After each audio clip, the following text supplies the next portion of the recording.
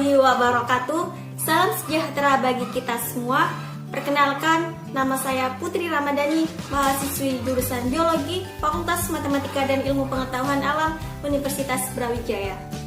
Di sini, saya akan memaparkan sedikit mengenai artikel ilmiah yang telah saya buat, yang berjudul Potensi Kandungan Saponin Lidah Buaya atau Aloe Vera dalam Pembuatan Hand Sanitizer sebagai Antiseptik Alami. Namun, sebelum itu, saya akan menjelaskan sedikit mengenai apa itu artikel ilmiah. Artikel ilmiah merupakan suatu tulisan berdasarkan hasil penelitian ataupun pengamatan yang terstruktur, sistematis, berdasarkan metode ilmiah ataupun kaidah dan etika ilmiah untuk mendapatkan jawaban terhadap permasalahan yang ada. Dalam artikel ilmiah terdapat bagian-bagian seperti judul, abstrak, pendahuluan, metode, hasil dan pembahasan, penutup, serta daftar pustaka. Bagian yang pertama yakni bagian judul. Judul yang telah dibuat pada artikel ilmiah kali ini yakni Potensi Kandungan Saponin Lidah Buaya atau Aloe Vera dalam Pembuatan Hand Sanitizer sebagai Antiseptik Alami. Di bawah judul terdapat nama penulis yakni Putri Ramadhani. Di bawah nama penulis terdapat alamat resmi instansi penulis tersebut, yakni jurusan Biologi, Fakultas Matematika dan Ilmu Pengetahuan Alam, Universitas Brawijaya, Malang. Bagian selanjutnya yakni bagian abstrak. Abstrak di sini merupakan sebuah gambaran umum mengenai artikel ilmiah dan penelitian yang telah dibuat. Beragamnya penyakit yang datang berasal dari bakteri atau kuman yang ada pada tubuh. Salah satu cara yang dapat menghambat pertumbuhan dari bakteri ataupun kuman adalah dengan rajin mencuci tangan. Seiring berjalannya waktu, masyarakat menggunakan hand sanitizer untuk mengganti media pencuci tangan yakni berupa air dan sabun.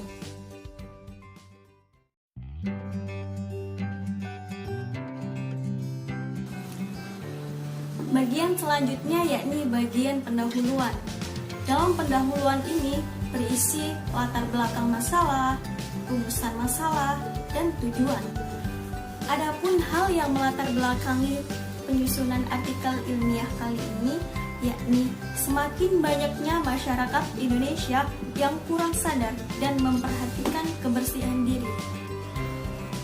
Oleh karena itu, salah satu alternatif pilihan yang dapat digunakan untuk menghambat atau menghentikan pertumbuhan bakteri maupun mikroorganisme lainnya yakni dengan pembuatan antiseptik alami dalam bentuk hand sanitizer yang tidak menggunakan kadar alkohol tinggi dan menggunakan bahan alami yang berasal dari salah satu bagian tubuhan.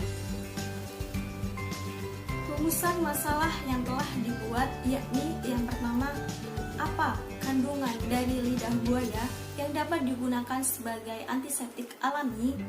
Dan yang kedua, bagaimanakah proses pembuatan hand sanitizer lidah buaya sebagai antiseptik alami?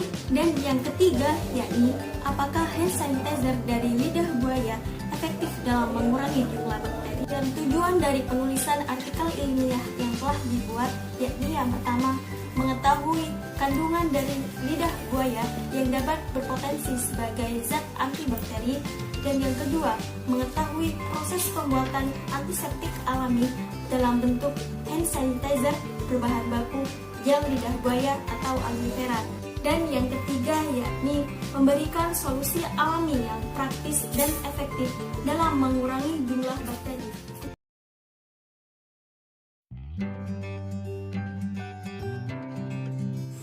Bagian selanjutnya yakni bagian metode. Dalam penelitian ini menggunakan metode studi literatur atau uji pustaka dengan menggunakan beberapa sumber literatur seperti buku, artikel ilmiah, jurnal ilmiah, maupun data statistik yang diperoleh dari penelitian-penelitian sebelumnya. Selain itu, dalam metode ini juga dijelaskan bagaimana cara pembuatan hand sanitizer itu sendiri. beserta alat dan bahan. Selanjutnya, akan dilakukan uji analisis kadar air dan uji analisis kadar abu, yang selanjutnya dilakukan uji bakteri pada tangan yang diolesi menggunakan hand sanitizer yang telah dibuat. Proses pembuatan hand sanitizer sendiri menggunakan metode penghancuran dan sentrifugasi gel lidah buaya, yang selanjutnya akan dilakukan pencampuran secara homogen dengan tambahan bahan lainnya, sehingga akan dihasilkan hand sanitizer dalam bentuk gel.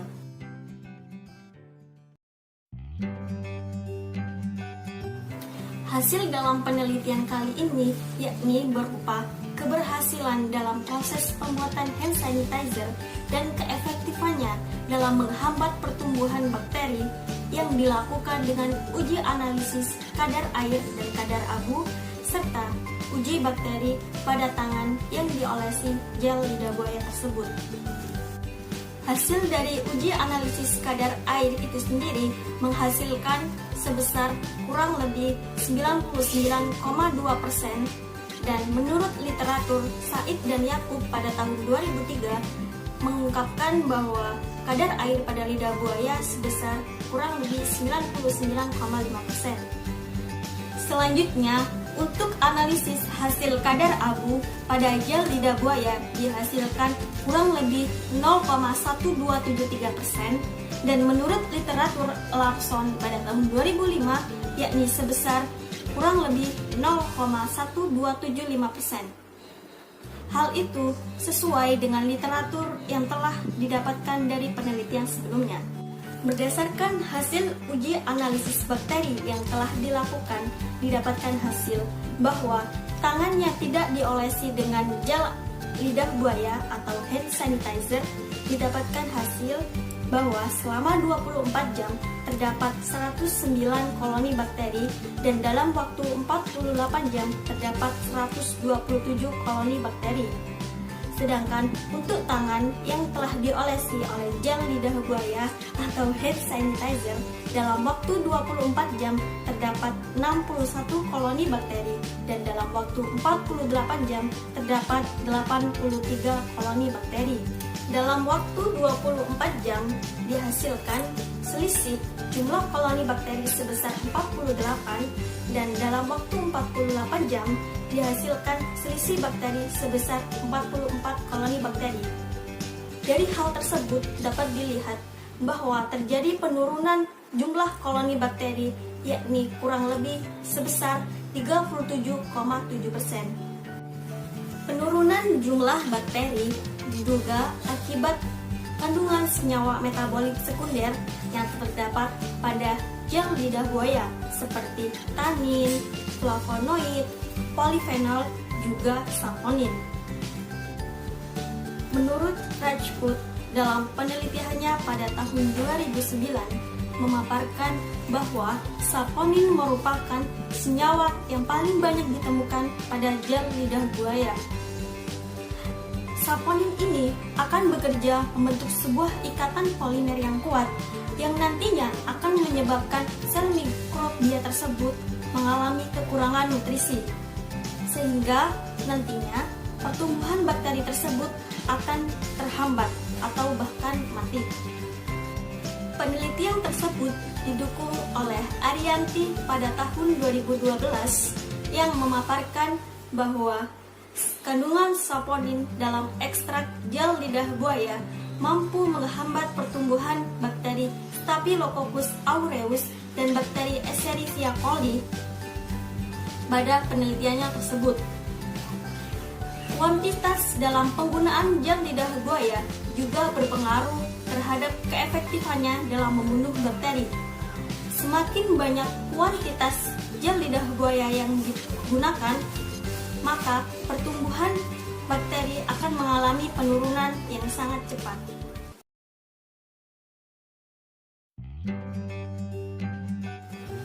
Bagian selanjutnya yakni bagian penutup. Dalam penutup ini dapat berupa kesimpulan atau saran dalam penyusunan artikel ilmiah dan penelitian yang telah dilakukan. Dalam penutup ini menyimpulkan bahwa Kandungan saponin dalam tumbuhan lidah buaya atau aloe vera yang dibuat dalam bentuk hand sanitizer efektif dalam menghambat pertumbuhan bakteri yang dibuktikan dengan uji bakteri yang telah dilakukan sebelumnya. Oleh karena itu, diharapkan melalui penelitian ini meningkatkan kesadaran masyarakat untuk menjaga kebersihan diri agar terhindar dari penyakit yang disebabkan oleh bakteri, virus, jamur, maupun kuman lainnya, serta dapat menunjang kesehatan bagi manusia.